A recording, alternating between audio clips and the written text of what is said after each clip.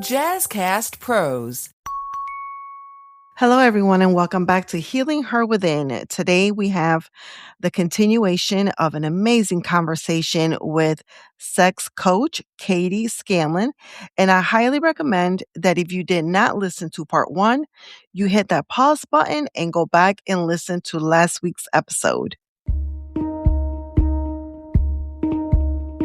Welcome to Healing Her Within, where inner healing meets unstoppable power. This podcast is for women ready to stop shrinking, heal their inner child, and rise into their true selves. I'm your host, MaryAnn Rivera, and here we have real conversations about healing, growth, and reclaiming your voice. You were never broken, you were becoming. So take a breath, settle in, and let's begin from the inside out. Today, as we continue the topic and conversation with Katie, we are going to be talking about Reiki healing, Ayahuasca, understanding Kundalini, Pleasure Academy, which is one of Katie's signature programs. We're going to be talking about shamanism. We are going to be discussing the myths of healing and personal responsibility. And we are going to wrap it up with some practical tips for healing sexual trauma and much more. So without further ado, let's continue on this amazing conversation. So you are also into Reiki. Can you talk a little bit more about that? Like what got you into that and what actually is Reiki and how can we use it as a healing modality? Yeah. So how I got into it, I actually was in college. It was my junior year. It was my third year and I was going for accounting. So I was on a completely different career path. And I actually was playing intramural softball at the same time while I was in college.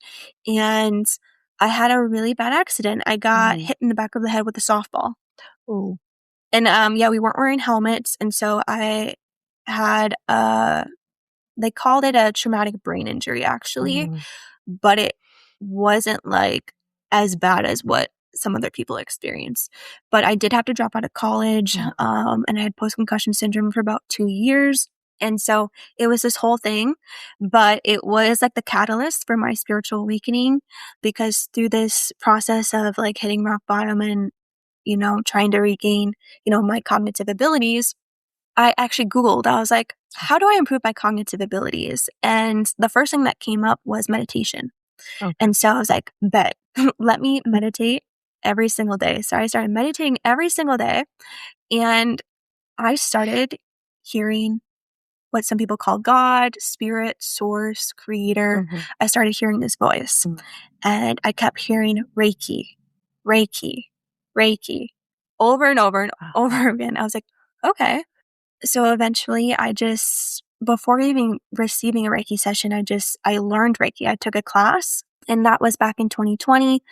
And it has been such a beautiful healing modality for me to use, especially in the beginning of my healing journey.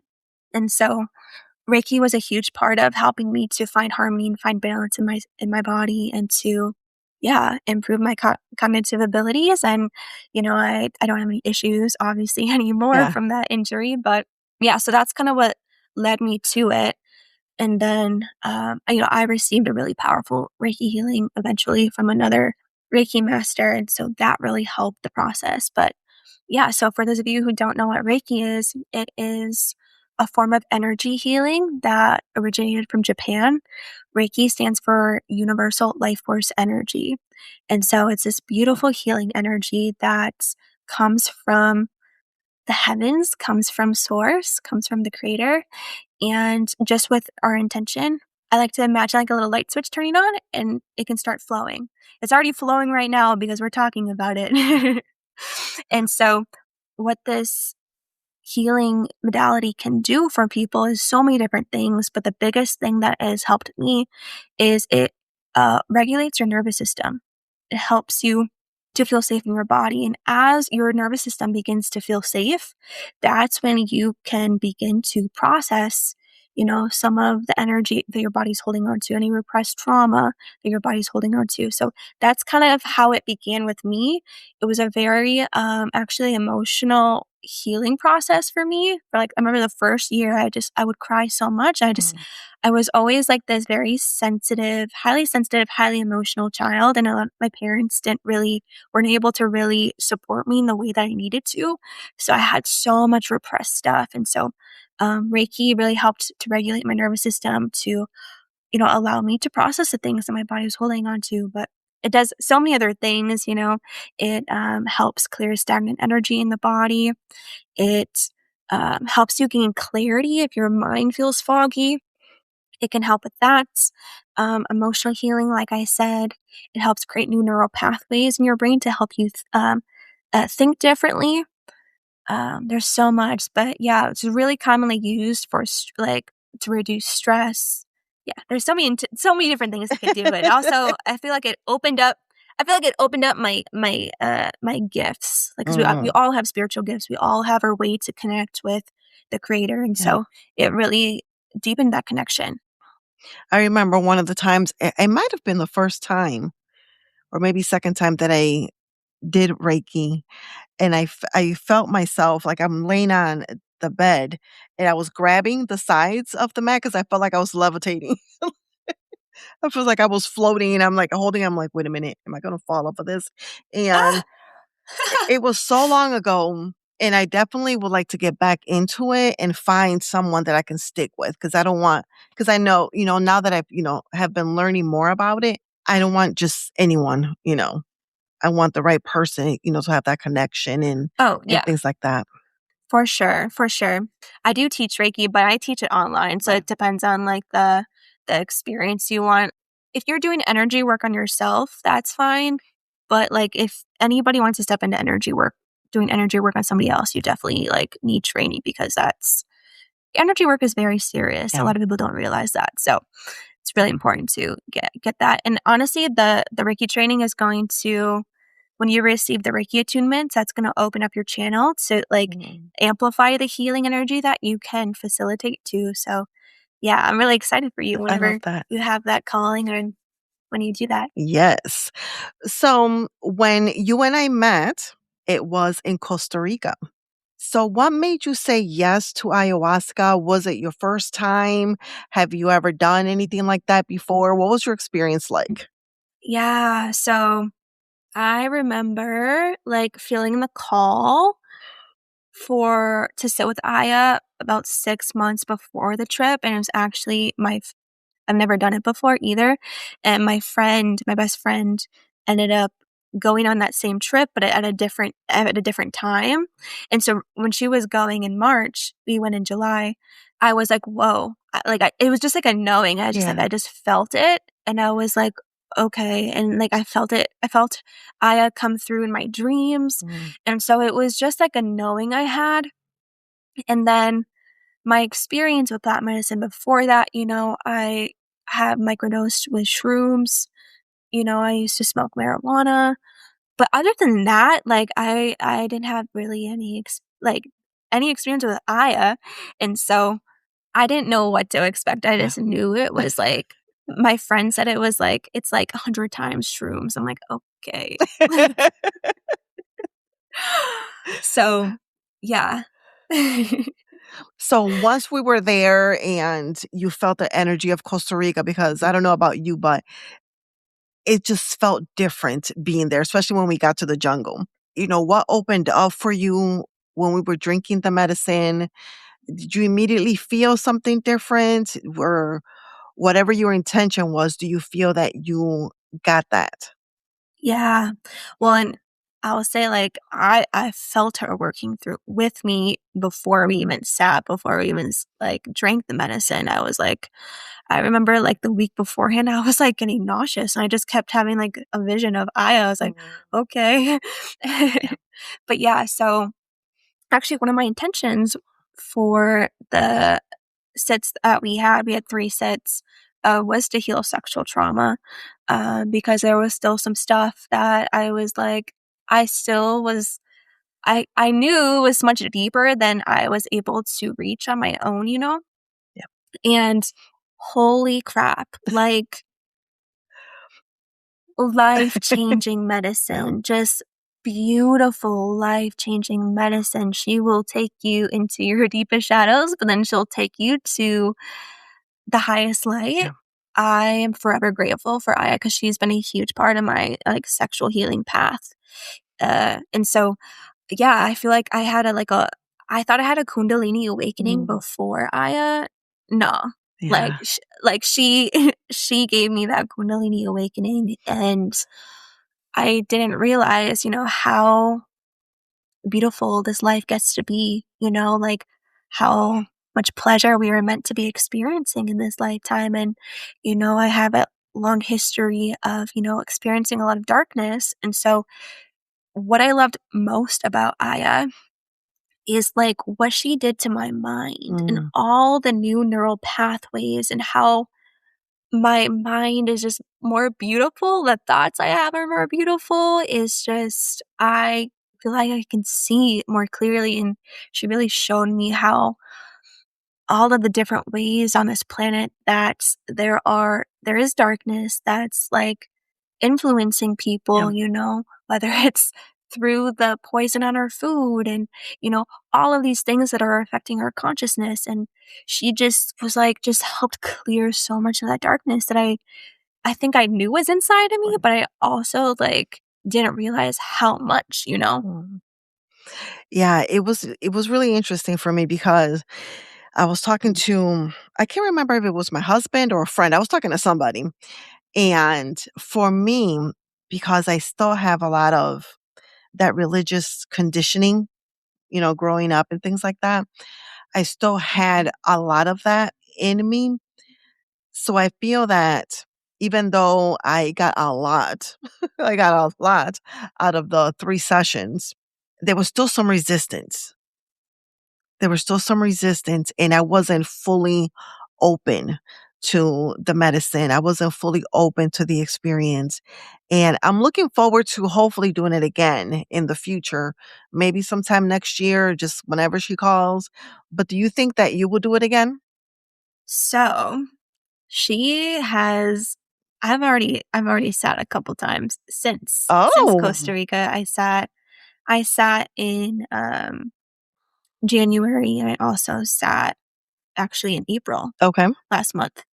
I knew when I met her Yeah. in this lifetime, when Mhm. I worked with her for the first time, I'm like, whoa, like I Yeah. am meant to work with you. It was just like a knowing, Mhm. everybody's path is unique. Yeah. Some people sit with her a lot, some people don't. And so it was just a knowing, and it's been really beautiful. Like just when you sit more frequently, it allows you to get deeper into your Mhm. healing, but also it helps the integration process, right? So it's like when you're sitting more frequently, it's like you get to take the medicine while you're still integrating the last one, and it Yeah. helps. It helps it. So I think she wants me to continue working with her. I think I'm good for a couple months Yeah. at least. But yeah, it's been beautiful. Yeah. Yeah, I'm definitely interested in going back, because again, just even the preparation, getting there, the food, the environment, it was just so beautiful that I can see looking back that there was so much resistance that I didn't realize. And I know that, what I saw on the 3 nights, because my intention for the first night, actually for the whole ceremony, the whole 3 sessions, was for God, Source, Spirit to show me the deepest, darkest parts of me that I am not aware of, to bring them to the light, to the surface, so I could start working on them. And what he showed me, yeah, I definitely want to go back and just be more open to Mm. it. When you started talking about it, you said that you thought you had a Kundalini awakening before, but she helped you even more through that. Talk a little bit more about what that is for those that may not know, and what is it all about? I haven't learned about it like in a textbook or anything. Mhm. It's just this is just from my own, Yeah. lived experience. But essentially, it's like this. serpent-like life force that's kind of stays doormat in her hips and in her womb space and in this area of her body. And with the release I had, with the purge I had with Aya, I think I released that trauma that was allowing that energy to flow through me. And so it feels like kind of like this spiral energy coming up my body. But yeah, it's like this primal life force energy. It's like your Shakti energy, it feels like. It's like that feminine, but it's like that empowered feminine. Yeah. And when that energy moves through you, it's like I feel like it heals my entire body. It heals my entire energy system. But yeah, like my body can move in ways that I couldn't move it before. And it's just natural. It feels like the divine feminine just like moving through me. Yeah. I love that. Yeah. I love that. So tell us a little bit more about, what you're currently working on. What are you going to be working on for the rest of the year? What's going on, in your business? I have a program. It's called Pleasure Academy. This is a space for women to deepen their relationship with their yoni, their body, and deepen their relationship with their sexuality, their pleasure. And so it is kind of like this community where I have a lot of self-paced classes teaching women how to work with a jade egg, teaching women how to do yoni steaming, different womb care stuff, embodiment practices. There's so much stuff in it. So I have all of my classes, everything I teach in this program. I also offer live classes every month in it as well too. So women can get that interaction, and it's good accountability for women to show up at that time. I know my class that I have coming up in May is a naked mirror meditation practice for body image to help women, learn to accept and love their body as they are. So that's just like one example of what's in there. But yeah, so I think I'm constantly, building my curriculum in Pleasure Academy to support the women in there, to helping them, heal what they need to heal. And that's kind of been like my main thing. I also have a business with my best friends. So we have what's called the Remembrance Mystery School. So this is a container for women to come to, and all three of us, we come in and we share expertise. So I share my sexual healing classes. I teach Reiki in there. I teach shamanism in there. And then, my other friend teaches psychic abilities. My other friend teaches astrology and human design. So it's kind of like this community for women to come to develop their spiritual gifts and heal themselves. And so, yeah, so we always have classes going on every single month. They keep me busy in there, but it's just an amazing group of women. Amazing. Absolutely love it. So I think I'm going to keep teaching there, keep working with my students in Pleasure Academy, and supporting my community. Now, you mentioned shamanism. What is that? So I'm a shamanic practitioner. Shamanism, that's a big question. So I'm going to simplify it. Okay. Shamanism is all about bringing harmony and balance back to the earth and back to this world, Okay. to simplify it. So as a shamanic practitioner, I teach the teachings from the Carol Incan lineage that they originate in Peru. And so it's essentially it's similar to Reiki, but it's different because we work with elements, we work with different tools, shamanic healing. I'm using a drum, I'm using a rattle, I'm using certain tools to get, heavy energy out of people's body versus Reiki. We're just bringing light in. So it's different. Okay. But yeah, it's learning to live in harmony with the world, which is, easier said than done. I love that. If there was one misconception, because we've talked a lot, we've talked about sexual trauma, we've talked about sexual, healing, we've talked about energy, we've talked about Reiki, ayahuasca, shamanism, Kundalini, a lot of stuff.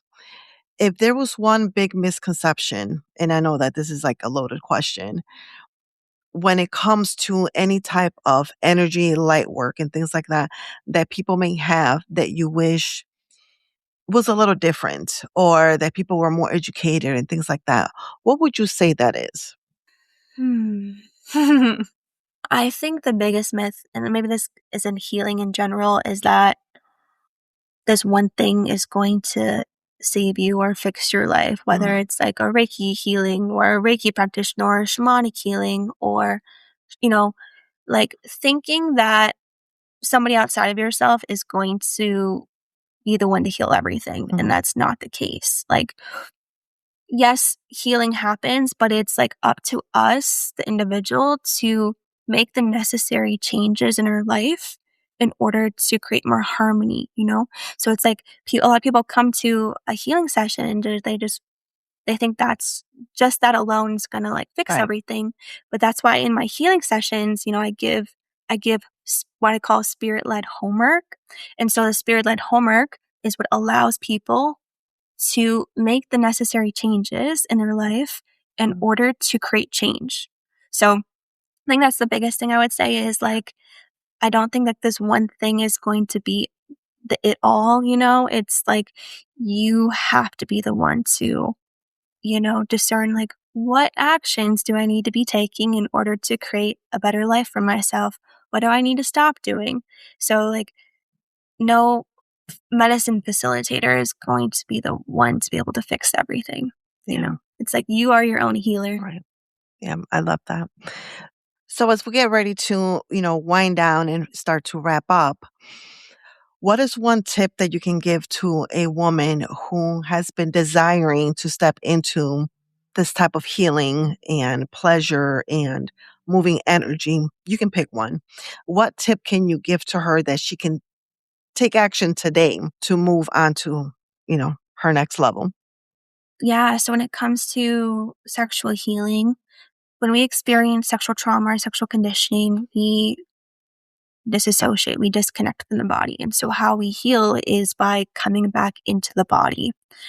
And so it's a practice of staying present in your body, staying present in your body. And so there's a lot of different ways that we can do that. But what always comes through my channel when I'm working with clients is a body-based meditation, Mm. right? So practice feeling and being in your body. So you can a body-based meditation. It could be sitting, but you also could be walking. You could be doing yoga. It's all about practicing being in your body and feeling. That is one of the most important things.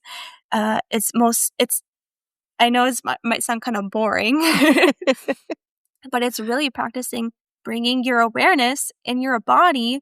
And that is like the foundation when it comes to sexual healing. You have to be present in your body. You have to be feeling when you're doing a self-pleasure practice, or if you're making love, like being fully present and feeling. Okay. So a lot of people, we like to like Yeah. disconnect, right? Or in our mind. And so because a lot of women live in their mind or just live from the hips up. And so it's like bringing our awareness all the way into our body. Body-based meditation is probably the best way if someone wants to start their sexual healing journey. And everybody has a range of trauma that they're holding on to, but that's like the safest way to start doing this work. And then you can explore your way down, right? Going down to your breasts, that's a great next place to start. And then once you feel comfortable with that, working your way down. Yeah. Love that. So here on the Healing Her Within podcast, there's a signature question that I ask my guests. If little Katie was here in the room with us, how do you think she would feel about everything that you're doing right now? She'd be so excited. She'd be like, whoa, that's what we're doing? Mm. Yeah, I feel like she'd be really proud. She'd be like, yeah. It's funny you asked that because I talked about that before. Mm. Yeah. But yeah, I could just feel her excitement and her just being super proud of, who we are today. I love that. Beautiful. And where can our listeners and audience connect with you and sign up for one or two of these classes or the academy? Where can they connect with you? I actually just created a new website. I don't even know the website off the top of my mind, but you can connect with me on social media Okay. at Soulful X Pleasure. And then I have like a little link tree and I have all of my links for everything that you can explore, whether it's Reiki training, shamanic healing, pleasure academy, or with the Remembrance Mystery School as well too. So you'll have to go to my Instagram. Okay, sounds good. And I'll make sure to get that, put it in the show notes, and I'll find the Linktree link and put that on the show notes too. Thank you so much for being with us today. Thank you for having me. It's been a pleasure. Yes, thank you. Thank you for joining me on another episode of Healing Her Within. I hope today's message spoke to your soul and reminded you just how powerful you are. If you loved this episode, don't keep it to yourself. Share it with a sister who needs it and leave a review so more women can find their way to healing. And remember, your healing is your responsibility, but you don't have to do it alone. Follow me on social media at MaryAnn Rivera Dannert and be sure to visit MaryAnnRiveraDannert.com. Until next time, keep healing, keep rising, and always honor the woman you're becoming. This is Healing Her Within, and girl, we are just getting started. And one last thing, this is a disclaimer. The information shared in this podcast is for educational and entertainment purposes only, and it's not a substitute for professional advice, diagnosis, or treatment. I am not a licensed therapist or counselor. If you're dealing with mental health or emotional challenges, please seek support from a qualified professional or a licensed counselor. Have a beautiful day.